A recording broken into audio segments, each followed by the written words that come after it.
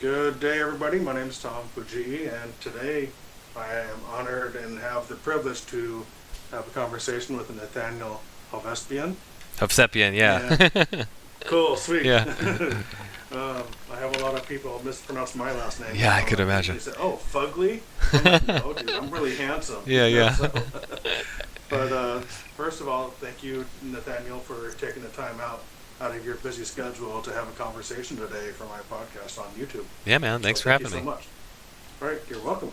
All right, so let's just get right on into it. And so you're in SubTo, and are you in Gator as well? I am just a sub 2 member at this point. Okay, awesome. So let's let me ask you this: before you got into real estate, what did you do? Oh man, I've done a lot of things in my medium existence here. I was in the Marine Corps. When I got out of high school, I did a stint in community college and um, somehow found my way into the Marine Corps. I was not on the best path forward. Did 4 years and some change in the Marine Corps and got out. I was a bus mechanic for a little while. I worked at a little theme park for a little while. I just did a bunch of kind of odd jobs. Found my way to mechanical engineering at Cal State Long Beach, where I met my wife, girlfriend at the time, current wife.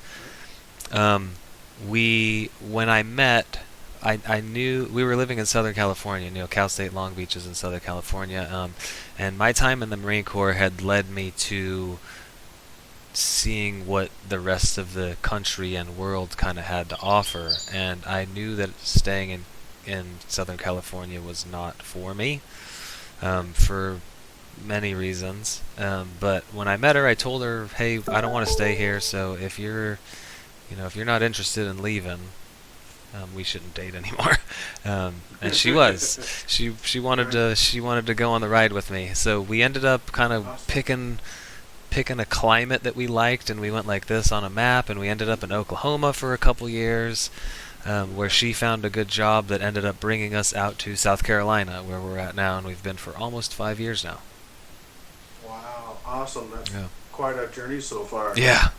and a lot of experiences. So first of all, thanks for serving. Yeah. Thank you, man. Appreciate your, Yep. your time there Yep. and everything you did to help the country and being Wow. patriotic and all that. So Yeah. yeah, awesome. So um, was there any real estate experience before you jumped into real estate that actually accelerated your decision to jump more into it? It's funny. What was that cause that made you go into it? Yeah. I don't know if you and I spoke about it like offline, so to speak, but when I was younger, I used to just dominate Monopoly, oddly enough. And Okay, all right. you don't know what from your childhood um, accounts for what your behaviors are in the present sometimes, and potentially that kind of was my dad was just like, hey, you should do something in real estate when I was 8 years old, and potentially it just stuck in there. And what happens, the way I found myself in real estate is I bought a condo in California when I was going to school there. It appreciated by the time we decided to leave, and go to Oklahoma. So I sold it, made a little profit. Moved to Oklahoma and said, I didn't have anything to do. I knew I didn't want to be an engineer anymore. It just wasn't for me. I had essentially found that out about a year and a half before graduating, and I was just like, I'm this far, let's just get the degree, and then we'll figure things out from there. When we got to Right, right. Oklahoma, I had this money that we had just sold this condo in California, and what am I going to do with it? Well, why not try to invest it into some more real estate? So we bought a couple properties while we were in Oklahoma, had a Okay. couple rentals. After we moved to South Carolina, as the tenants started to vacate, we said, sell it. I don't want to hire a property manager. I don't want to deal with, um, having properties in another state. Maybe that was a bad choice. Who knows? But um, that's kind of how I got my feet wet into it. I did the first couple rehabs myself, like would drive out to a Okay. property every day, and today I'm putting Okay. floors in, today I'm doing paint, and so I started to learn that kind of stuff, which is not super scalable, but when you're starting out and you don't really know what you're doing, you just kind of take the next steps. You kind of just take Right. action. That's what I did. Right. Yeah. So when you were doing that, were you doing the flooring and painting all yourself, or Yeah. did you hire a GC to do it and you kind of were like a project manager, not knowing that you were? I did almost all of it myself. I can't remember specifically, but I'm sure there was like some electrical stuff that I didn't do myself, or maybe some plumbing stuff that I didn't do myself. But for the most part, I did. I did all the work myself. I just, what needs to be done, what would I want to do to this house, and I just did it. I went out and bought floors and put the floors in. I went out and bought paint and did the painting, and changed the cabinets out and stuff like that. I Cool. just, yeah, it was before I found a lot of people that were, are successful and high level real estate investors that would have said, "Don't do that." um, but at the place where I was in my life, I think it had a lot of value.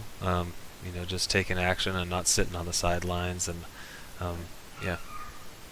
Getting to know exactly how to do it, and it'll help you out with future projects, knowing that how it actually gets put in and Exactly. what you have to do and everything, So yeah, awesome. Yeah, Awesome. finding out too. I like, a lot of it is, not that I don't enjoy it, because I do, but what don't I want to do? Well, I don't want to. I want to have multiple projects going at the same time, and I can't do that if I'm the one doing it. Yeah, When it's yeah. my own house, like this is a virtual background. It is my house, so those are like my two kids' chairs. So when we moved here, this house did not look like this at all. I did everything to this house. My wife helped a little bit. I want to give her a Right. little bit of credit, but yeah. Right. It was a shell of a house. We just came in here, and from the ceiling to the floors, I did everything. So Cool, cool, cool, awesome. Now, with this experience of doing your own work in the properties that you obtain for investment purposes and everything, how did you or how and when did you decide to join SubTo? oh man, I've been in SubTo for a year and some change now, like a year and a couple months. Okay. Um, I had actually found Pace Morby middle of 2021, something like that. Hmm. And I was in another mentorship at the time related to real estate, but more like website design and things like that, like SEO and advertising. And there was another person in that mentorship that was branching off and starting their own real estate course. And because I knew this person a little bit personally, I decided to go that route instead of joining SubTo. Um, was pretty underwhelmed by it. It was just like videos online, a 1 hour, once a week call where if you had specific questions, you could ask them ahead of time, and then he'd go over them. But if you didn't have any questions, he like wouldn't even hold the call. Like, nobody had any questions this week, so we're not gonna have the call. Um, and I just thought that's how mentorships are. Like, I had been searching for a mentor in real estate for at least a couple years at that point, and then within a day of joining SubTo, it was like, oh, like this is Yeah, what night it's and about. day. Yeah, I mean, like, well, I think Pace says like, yeah, I'm not a mentor. I'm just like kind of a community member, and this is like, it is. You don't have Pace as your mentor. You have hundreds and hundreds of people as mentors and colleagues, and just people like yourself that you can network with and just talk real estate Yeah, and talk business and yeah, exactly. talk life. It's like nothing else. Yeah. Did Awesome. that answer your question? Yeah, that's perfect. Yeah. That's awesome. I think that will help people that are going to watch this, understand more about you and how you got into Sub2 and your beginnings in real estate. So if you don't mind, let's dive a little deeper. So you started off doing fix and flips. Hmm. You've joined Sub2 now. What kind of systems did you create to help you scale more And what were those processes, if you don't mind We talking about those? Yeah, we started cold calling and cold texting with, well, initially we were just cold calling with a VA, and this was actually before we joined SubTo. Okay. So we were wholesaling just through cold calling, and then after joining SubTo, we started cold texting as well, and treating it a lot more like a business. I had CRMs, different tools that I'm using, and like this is my 5 hours a day that I got to be working, calling and making follow-ups, and then outside of that, like working on generating more leads and different avenues and things like that. As a matter of fact, just today we put our 2 weeks in for letting go of our VA. We're shifting into focusing more on fix and flip projects and generating leads through a couple of different avenues that we just don't need a full-time VA. We really need like maybe an hour and a half a day, kind of somebody to cold call, and we don't have an idea what that's going to be at the moment. But at our current kind of operating procedures, as far as the fix and flips, we're still really flushing out. I have a great contractor that I met a couple years ago that's done a handful of projects for us. It's not the best practices, but I pretty trust him to just do what he says he's going to do. We have an agreement with him for each. We treat each house as its own little business. We write up an agreement with him that just lays out, like, I think it's 12 different points when the scope of work is going to be done, what the payment's going to be, what the penalties are if you don't hit it by this date, just things like that. And then it's really just kind of a checklist of pre-purchasing the house. Like, what are all the things that happen in escrow that need to happen? Getting utilities turned on, getting your insurance in place, and just going through the boxes and checking them. And then it's the same thing, like, for you guys that are out there in SubTo, there's a great module in the PACE method that goes over like step by step walking through a flip project, and we've adopted a lot of that into it. Like, just starting, what's the very first thing that you do? You demo. Okay, going through and taking pictures. This gets demoed, this does not get demoed. Like, different things. You want to be as what's the word, like, straightforward. What is it? Thorough. There you go. Thorough. Like, you don't want to leave anything to chance with, even though your contractor understands what you're looking for, it might not get relayed to the guy that's actually going to do the work. So having pictures and stuff like, hey, don't touch this light bulb, this is the one that goes. It just makes it so you have less chances of things going wrong. And then we have a realtor that we work with on the back end, so that's pretty, kind of out of our hands a little bit. Yeah. Establish that. Yeah. There as well. Awesome. Cool. Dude, that's great to hear. Yeah. I'm kind of curious though. When you're doing fix and flips, are you using hard money loans, private money lenders? Are you using your own business funds to secure the property?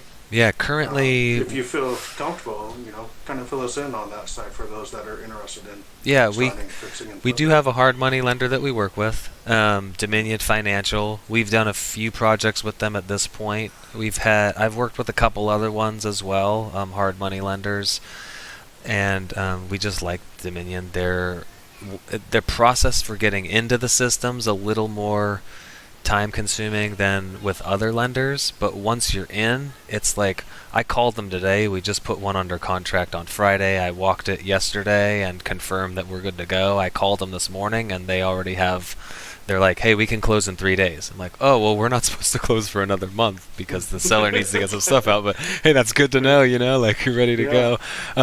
We're using our own funds at the moment for, they're covering 90% of the purchase price and 100% of the rehab. So we're using our own funds right now for covering closing costs and covering the rehab and stuff. We've toyed around with, or I shouldn't say we toyed around, but we have used private money before, from family and friends. And then we've also toyed around with kind of getting our contractor a little bit more vested into the project, and kind of investing himself. So just as an example, like he's going to make $5,000 on this project. Instead of us paying him and his guys every time, we were thinking like he can pay them, and instead of him making 5,000, he'll get paid 10,000 at closing. So it's almost like he has a little bit more interest in the property, you know. He has some skin in the game. Exactly, yeah. So it's something we've toyed around with. We've had a couple like kind of serious talks with him about it, but it's, you know, I want to make the money. Yeah. Greedy. What our thought was too, like, we want to scale ourselves out and be, we're really involved right now, but our long-term plan is, we want to be less involved so we have family on all over the country at this point. We've just kind of shotgunned out across the country. So we want to be able to go see our family and still have projects and stuff going on and not be worried like, oh man, I didn't pick the light bulbs out for that one, or whatever the case may be. So I see that like kind of forming a little bit of a partnership with him might allow us a little bit more of that freedom to do so. Yeah. It'll speed things up because I'm gonna get paid $10,000 when he closes this thing. I better hurry. Yeah. I want to go get. Yeah. Yeah, I want to get paid more money. Yeah, exactly. So awesome. So I've been trained in fix and flips from an education system called Fortune Builders Mastery. Right. Yeah. And that's all they do is they have systems and processes in place for doing what you're doing. And one of them is having, when you walk the property, they have a particular system and documents that you use to walk through. Okay, this needs to get done, this done. So when you're actually out, this is my question now, is when you're actually walking the property, when you're looking at a property to put an offer in, when you're actually doing it, do you walk around with something and take pictures at that time? What do you do when you're actually walking that property when you're interested in it? I do most of the work ahead of time, actually, just having conversations with sellers. So I get detailed, information as much as I can. Sometimes I'll just have them send me pictures. You can get they typically won't take the best pictures and they won't take a lot of them, but you can get a good sense of what you're looking at. I don't know if you're familiar with buyers are liars, sellers are worse. There is sometimes you get a seller that just doesn't tell you that there's a hole in the floor. And you walk in the house and you're like, well, this room is Jumanji right now because the hole in the floor allowed the vines to come in, and that's what I associate it. It's just the Jumanji house. But they're rare, and then you just like, hey, it's within my due diligence period. If you're not willing to renegotiate based on this information you left out of our conversation, then we're just going to go our separate ways. And there's plenty of other houses out there for us to buy. And when you have that kind of limited mindset and you switch it to an abundance mindset, the properties just start falling. You're like, what the heck? I got 3 right now I'm working on. Like, okay. Hey. Cool. So you're just you're focusing on single family, or are you working with residential multifamily? We're just doing single family right now. Okay. Not that we're opposed to it, but doing anything different, but we're just trying to get focused in our market, focused in our little niche, and kind of say, we don't do that to a lot of other stuff. We have opportunities sometimes that come our way, and you're like, do we want to try single or short-term rentals out? No, I don't.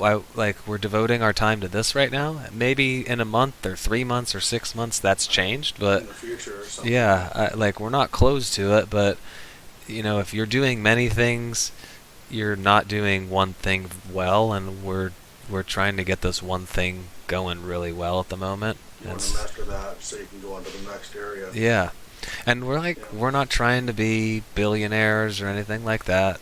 Like I said, we just want to be able to travel and see our family and enjoy our kids. Like this is a 2.5-year-old and this is a 10-month-old.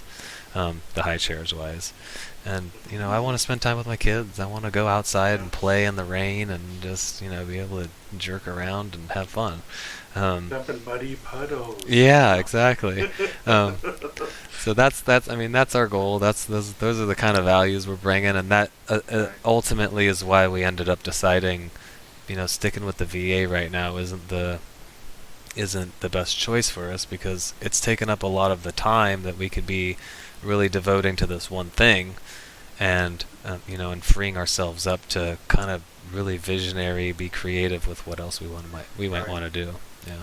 Right. Well, I kind of want to backtrack. I think we're good on time. We're still good on time for your schedule. Yeah, I got like 10 more minutes for this. Okay, cool. Yeah. So my couple more questions, Nathaniel. I appreciate your time. Mhm. Is just jump back to the VA. Yeah. Right. So when you started with the VA, what processes did you show them that would help your business? Were you doing any coaching, or can you talk about that? Okay, yeah, absolutely. I don't want to name any names, 'cause I don't No need know. to. Yeah, I don't know how. Yeah, but yeah. Um, Yeah. we were with a company that does a lot of the training for you. So they kind Okay. of the VA kind of comes out of the box ready to just make cold calls, and they have a script all ready for you, and that's it. If I forget exactly how long it took, a week or 2 weeks from saying, hey, I want a VA, to them being ready to call. But they provide you with the scripts and everything, and you can change things around however you so choose. We basically, we kind of just left things as they were. Like, hey, you guys are successful at this. Why are we going to reinvent the wheel here? You have a script for a reason. As things went along, and I did like a weekly training with them, just kind of calibrating and role playing and saying, hey, this is about our company. These are the things that we're okay with you saying, and these are the things we don't want you to say. We did tweak the script a little bit. But yeah, we did. We didn't do with this VA company that we use. We didn't have to do a whole lot of training with them, and in fact, they didn't want you to do a whole lot of training with them. They wanted you to kind of take the personal things out of it, and it sounds a little harsh, but make them a little bit more expendable.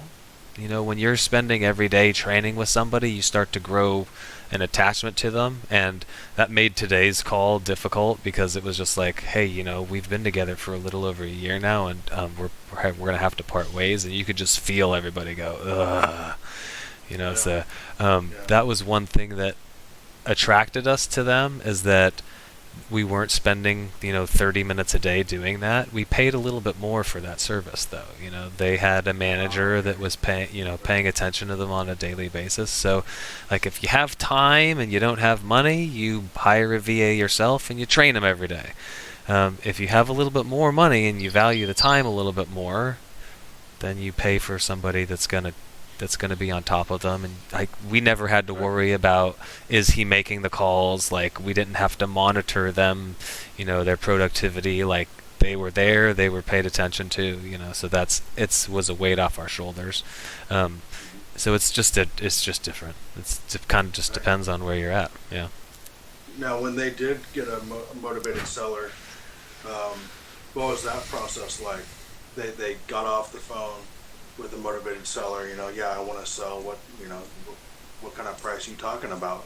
Yeah, it Were would. they added to your CRM to push it through to you guys, so you can Mhm. do the follow up and closing of that particular homeowner? Yep. How did that work out? They would, the first thing that they would do would be to put it into the CRM, so it would pop up on my side.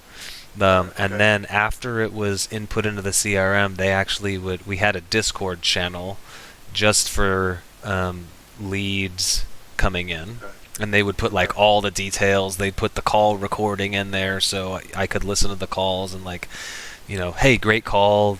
Maybe say this next time, or maybe don't say this. These things like that. And then typically I want to be on the phone with the potential lead, the potential seller, with within 5 minutes.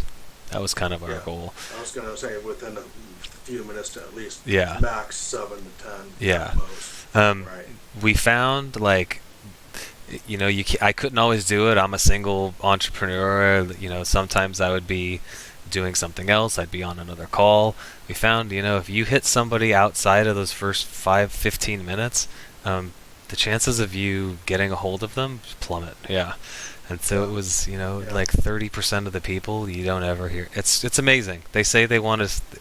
Buyers are liars, sellers are worse. Hey, there it comes up again. They say they want to sell. Exactly. Like, I would talk to people that they were just messing with the VA. They weren't even the homeowner of the house. And then they realized 6 months later, when I've called them like every day, every week for 6 months, they go, "Stop calling me. I don't even own the house. I was just messing with the guy." Why? Like, why would you do that? I don't understand. But it's fun to think. I mean, the things that people, I shouldn't say it's fun because it's mean. There's another person on the side of the phone. But the things that people say and do, to these people that are cold calling, it's pretty incredible. Yeah. Yeah. Well, awesome. Thank you for sharing that information. Yeah, man. And those that are thinking about doing VAs or going that route will have a better understanding, hopefully, and they can make their decision appropriately, right? Yeah. So, just a few more minutes here. So, if you were able to give one good advice to somebody that coming into real estate, what would that be? I would say, like, take consistent action and take it for at least 3 months.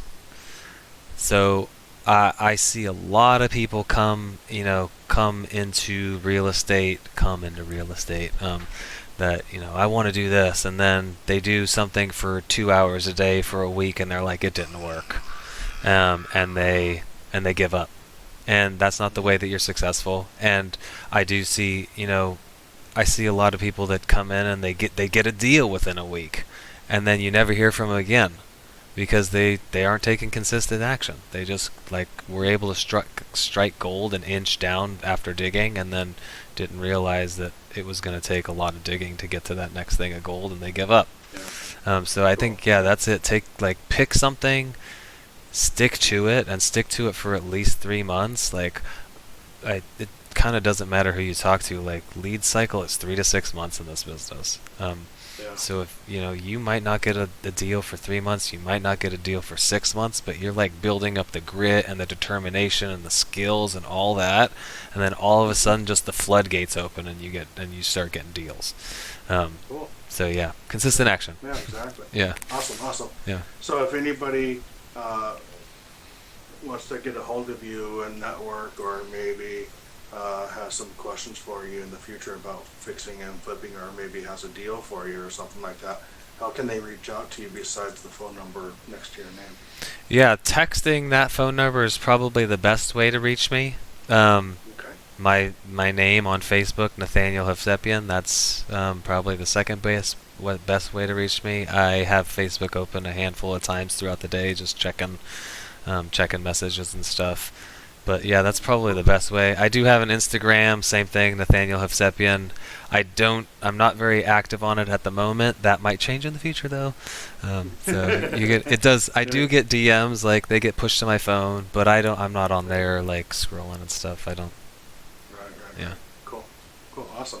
Yeah. All right, Nathaniel, that's pretty much all I have. Awesome. It's a pleasure. And thank you so much for allowing me to have this conversation with you. Yeah, man. And kind of dive into the systems and processes that you have in place. So thank you so much. Yeah. And I'm honored to have the opportunity to chat with you today. Me as well. The pleasure is all mine, Tom. I appreciate you. All right. Well, thank you, Nathan.